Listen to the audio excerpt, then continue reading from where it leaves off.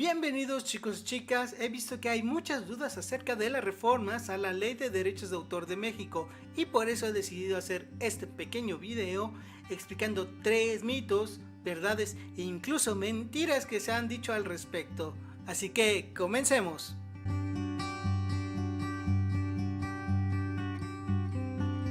Además de que parece no tomar en cuenta que parte del uso que se da al material de terceros tiene lugar por motivos de investigación, académicos y de divulgación y sin fines de lucro. La primera gran mentira que vemos es esto de que no se contempla el uso periodístico, de crítica, de investigación para el uso de derechos de autor, lo cual, como digo, es totalmente falso. Para cuando quieran ver o revisar algunas reformas, lo que les recomiendo sobre todo es tener el documento de la reforma y la ley anterior. Con esto podrán ver exactamente qué cambios se han realizado, qué párrafos se cambiaron o qué párrafos se incluyeron. En este caso, del lado derecho podemos ver la reforma al artículo 148 y del lado izquierdo el artículo 148 original. Hay que decir que estas limitaciones de derechos de autor son todas las modalidades en que uno puede usar las obras sin tener que pedir permiso a los autores. Y estos van del artículo 148 a 151. La reforma solo presenta una pequeña adición al artículo 148 y no la modifica de manera significativa. Por lo que podemos ver que el apartado 3 de este artículo sigue intacto, es decir, podemos reproducir partes de una obra siempre que sea con fines para crítica, investigación científica, literaria o artística. Como parte adicional podemos remarcar que sigue también intacto el derecho a tener una copia para uso personal o el derecho que tienen las bibliotecas también a hacer copias de los materiales que contienen siempre y cuando estos estén en peligro de desaparecer. Para el caso de leyes hay muchas herramientas allá afuera que nos ayudan a hacer estas comparaciones. En este momento estoy usando yo una plataforma llamada Vilex que se especializa en esto y de hecho dentro de sus herramientas tenemos la comparativa. Aquí podemos ver el mismo artículo 148 donde nos permite ver que no hay ningún cambio y que aquí es donde se presentan los cambios. Se agregó la palabra y representación y se agregó este apartado para dar una pequeña ampliación a estos derechos. Como comentario personal les puedo decir que si están revisando algún artículo sobre este tema y no les dice qué apartados exactamente son los que los afectan a ustedes o a otra persona, tengan sus dudas. ¿Por qué? Porque como vemos es muy fácil mostrarle a la gente cómo se están cambiando las leyes y qué apartados exactamente son los que debemos tener cuidado.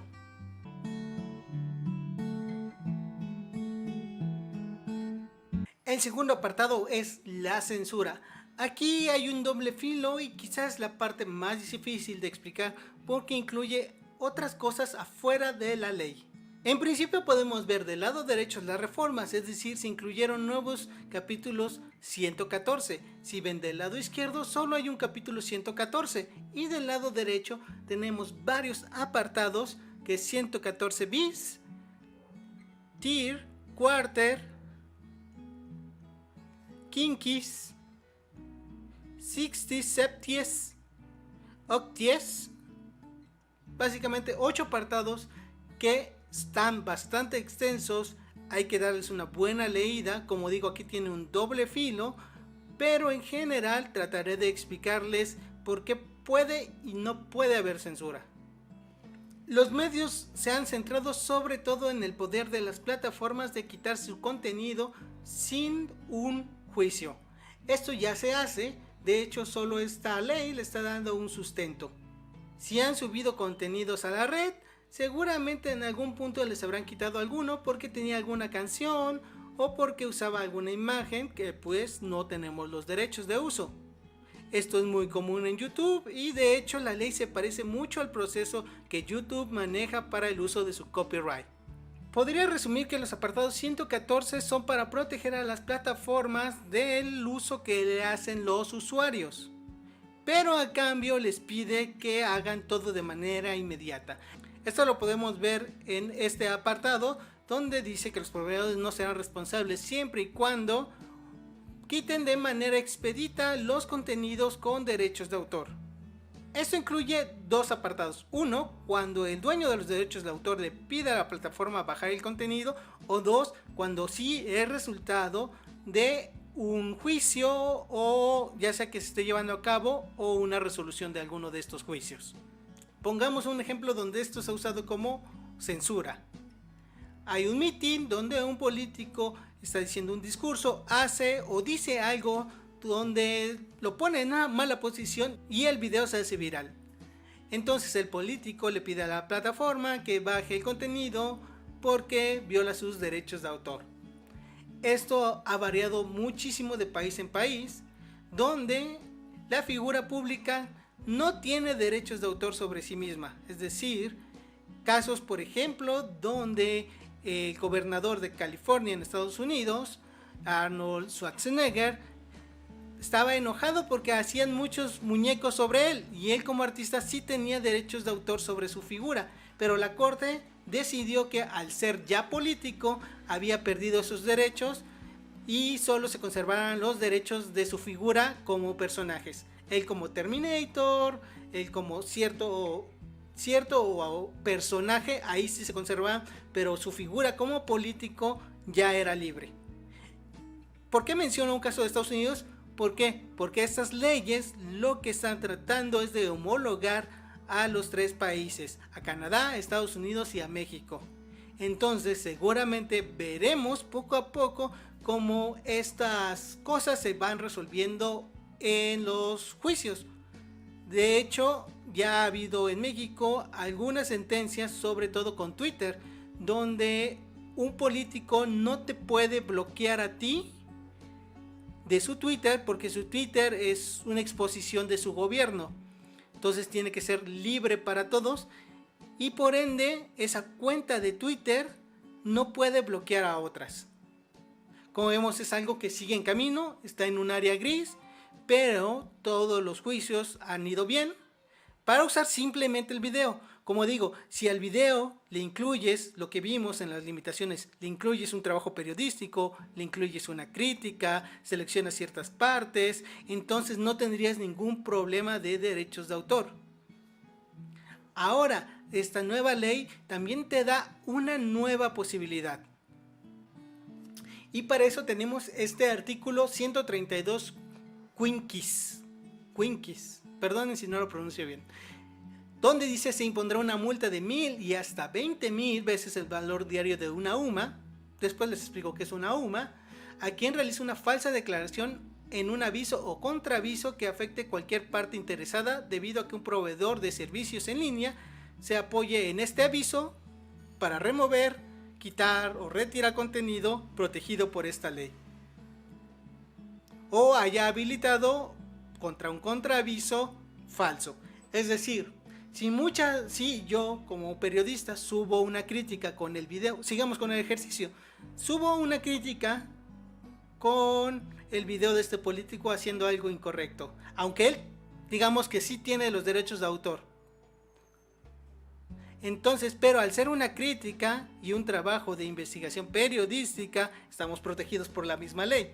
Entonces, si el político nos retira el video, tenemos este artículo para no solo pedir que se suba de nuevo nuestro contenido, sino pedir una reposición económica por el daño sufrido por el periodista. Esto también aplica seguramente a todos ustedes que suben contenidos a YouTube. Recuerden que una cosa es usar una canción. Por ejemplo, les voy a poner otro ejemplo más común en YouTube. Estoy dando un tutorial sobre un software de cómo utilizar Word, pero de fondo uso una canción muy popular. Ahí la verdad es que aunque sí estoy haciendo un trabajo propio como dar el tutorial, de ninguna manera la canción tiene una justificación para ir en mi video. Entonces ahí sí tienen ellos el derecho de retirar mi contenido. En cambio, yo soy un crítico de música y uso fracciones de la canción. Tengan en cuenta también esto, la ley dice que no debe ser una fracción muy importante del contenido. Lastimosamente esto es muy ambiguo. Es decir, no pone límites de si dura media hora puedes usar 5 minutos o si dura 3 minutos puedes usar 2 minutos. Así que hay que tener en cuenta que al ser una crítica debemos estar muy enfatizados a que sean pequeñas fracciones de la canción lo que utilicemos. Y esto mismo pasa con los demás medios. Si estoy criticando una película, si estoy haciendo un trabajo de investigación sobre alguna persona, tengo el derecho de usar la imagen de esa persona bajo la excusa de que es un trabajo periodístico, un trabajo de investigación académica, o incluso si lo estoy usando como parte de una obra artística. Hay que ser muy claros que en este nuevo contexto, sí, las leyes le están dando más derechos a los productores y menos a los consumidores. Eso es una realidad. Pero por ello también hay asociaciones de consumidores que deben unirse para que, por ejemplo, esta pequeña ley que nos está dando un pequeño respiro sea válida, sea respetada, porque obviamente las grandes compañías no van a querer pagar estas multas y van a ir contra abogados y nos van a querer desincentivar con, ya saben, presiones económicas, porque obviamente cuando uno demanda a una gran empresa en estos hechos, hay mucho temor de la parte que pierda, porque no solo debe pagar la multa, sino también debe pagar a veces incluso los honorarios de los abogados, y los honorarios de los abogados de las grandes compañías pues no cobran muy barato. Es por eso que por parte de los usuarios debe haber una unión para que haya un equilibrio. Lastimosamente, como digo, sí es cierto, los productores de contenidos tienen muchos más derechos que los consumidores de estos contenidos, pero hay que hacer nuestra balanza con lo que nos están dando. Y como digo, este apartado antes no estaba. Antes no teníamos posibilidad de reclamar que se nos estaban dando falsos avisos de derechos de autor y que debía haber no solo restituir nuestro video, sino tener que detrás una sanción económica que seguramente es porque nos está afectando a nuestro trabajo y a nuestra labor.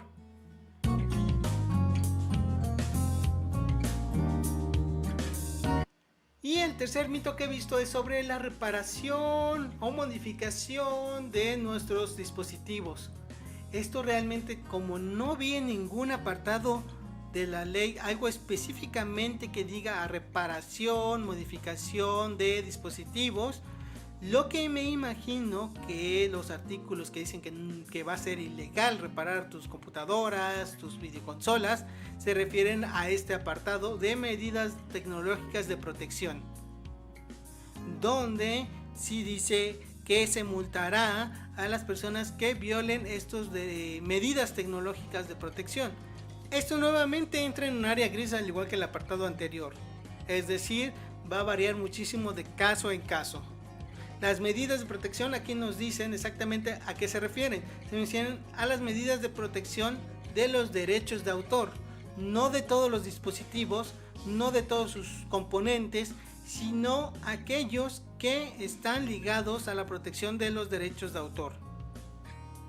De hecho, igual la ley nos da muchas excepciones cuando estos derechos hayan apartado, entonces no hay ningún problema de romper sus candados. Pero cuando un derecho ya expiró, básicamente son 100 años después de la muerte de su autor, así que estamos hablando que esto se va a aplicar hasta muchas décadas después de esto. La ley sigue conservando el derecho a la retroingeniería, es decir, que tú mismo aprendas a hacer cómo es el proceso y hayas burlado los candados, y siempre que esto no tenga un fin de lucrar o de hacer algo ilegal, la ley te sigue protegiendo. Igual, por razones de mejorar la seguridad de un sistema, por razones de seguridad nacional, también estos candados se pueden romper sin ningún problema. Aquí, en estos apartados, es donde entran todas las excepciones, es donde está el área gris. Hasta dónde llegan estas cosas es muy difícil saberlo, y generalmente estas cosas se tienen que resolver ya en las cortes. Al igual que con los derechos que vimos, las limitaciones, aquí también les da pequeñas garantías a las bibliotecas, a las instituciones educativas, de investigación, para romper estos candados, siempre que sea con un fin de decidir si se va a adquirir una obra, una interpretación o un fonograma. Como vemos, da ciertas características que a algunas personas les puede ayudar y que a algunos los dejará en mucha ambigüedad. Hay que aclarar por qué esto es un área muy gris. Obviamente, si uno repara un celular, hay partes que no tienen nada que ver con los candados de derechos de autor. También hay que diferenciar todos los tipos de candados que tiene un dispositivo. Hay simplemente candados que solo guardan la garantía, es decir, que mientras uno no modifique la consola, la garantía sigue activa, pero al mismo tiempo le da derechos al usuario de hacer modificaciones al dispositivo. Hay sellos contra no solo la protección intelectual de terceros, sino la protección intelectual de la misma consola o del mismo dispositivo, es decir, las formas en que trabaja el dispositivo, no solo los contenidos que reproduce. Un ejemplo para dejar esto claro es como hay protección en los celulares para que uno no pueda grabar lo que está viendo en Netflix. Si uno ha tratado alguna vez de grabar lo que está viendo en Netflix, veremos que no es posible. Esto es un candado de seguridad a los derechos de autor y eso es lo que no se puede violar bajo esta ley. Entonces, ¿por qué hay esta duda de que si reparar algo puede ser ilegal o no? Es principalmente porque los fabricantes muchas veces ligan todos sus sistemas. Es decir, uno no puede entrar al sistema de cómo se controla el celular sin violar al mismo tiempo los sistemas que protegen los derechos de autor. Entonces, al estar ligados, hace que, por ejemplo, hacer un jailbreak, lo que le llaman comúnmente como jailbreak, es decir, liberar totalmente tu celular, sea ilegal, porque no solo estás quitando los seguros del sistema, sino también los seguros de derechos de autor. Y ahí es donde esta ley se aplica. Hay cosas muy básicas donde obviamente, por ejemplo, quitar y poner piezas no tiene mayor complicación. Es decir, si voy a reparar la entrada de energía de mi celular, eso de ninguna manera viola ninguno de los derechos de autor. Ahí no hay ningún problema. ¿Cómo podría usar la industria esto?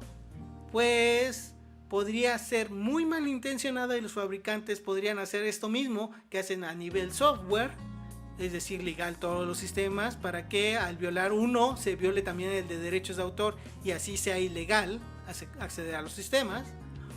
O no, hacer esto mismo pero ya a nivel hardware, es decir, poner protecciones donde antes de hacer un cambio de batería, un cambio de piezas, tengas que violar algún hardware que sea protección de los derechos de autor. En este apartado de hecho me considero muy ignorante porque no sé si esto incluso ya exista, ¿no? Yo a priori pensaría que no, pero seguramente hay ejemplos donde las medidas de derechos de autor están también ligadas a nivel tanto hardware como software. Como vemos, todas las leyes tienen excepciones, entonces si notamos que hay alguna injusticia, no debemos promover un acto de inconstitucionalidad como mencionan muchos medios. Lo que debemos es pedir que se hagan reformas porque sabemos que hay excepciones. Es decir, quiero que se incluya una nueva excepción a esta ley. Eso es mucho más fácil y mucho más viable que pedir que toda una reforma o toda una ley se vuelva anticonstitucional. De hecho, la misma ley prevé que para casos particulares sean cortes estatales y solo para casos grandes sí serían las cortes federales.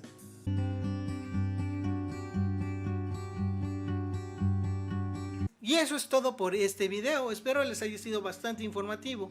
Como vemos, hay falsedades como eso de que se quitó lo de o que no se considera el uso académico y de investigación. Hay verdades a medias y muy grises en cuanto a los otros dos apartados, ¿no? A lo de censura, porque sí podría ser un medio de censura, pero hay que ir resolviendo esos temas, hasta donde los políticos tienen derechos de autor sobre sí mismos. Y hay que entender que eso solo aplica para videos muy básicos, donde solo se presenta el video. Si el video conlleva una investigación y una crítica, no importan esos derechos de autor que quizá pueda tener el político. Y donde está el área más gris, y también es quizá por mi propia ignorancia, es en la reparación de dispositivos. ¿Por qué? Porque los fabricantes, como dije, a nivel software sí sé que hay muchos sistemas ligados que impedirían hacer bastantes cosas. Pero al igual vimos que hay muchas excepciones que incluyen cosas de investigación tanto académicas como de bibliotecas, de seguridad informática, de seguridad nacional. Así que esto irá avanzando, pero creo que también parte de tener leyes es irlas aplicando en los juzgados y ver cómo se van resolviendo. Con eso podemos terminar este video. Si tienen alguna sugerencia, alguna nota que quisieran hacer el video, pues de hecho eso alimenta muchísimo la información de este mismo. Si ustedes son abogados y bueno, ya saben que a los abogados les gusta mucho esto de la interpretación, y luego hay muchas partes de esta ley, sobre todo, bueno, de estas reformas, quedaron muy ambiguas. De por sí ya cargaba muchas cosas muy ambiguas. Entonces, pues seguramente nos alimentarán ahí con su sapiencia en los comentarios. Mientras yo me despido, espero que les haya gustado, espero que les haya sido muy informativo. Nos vemos.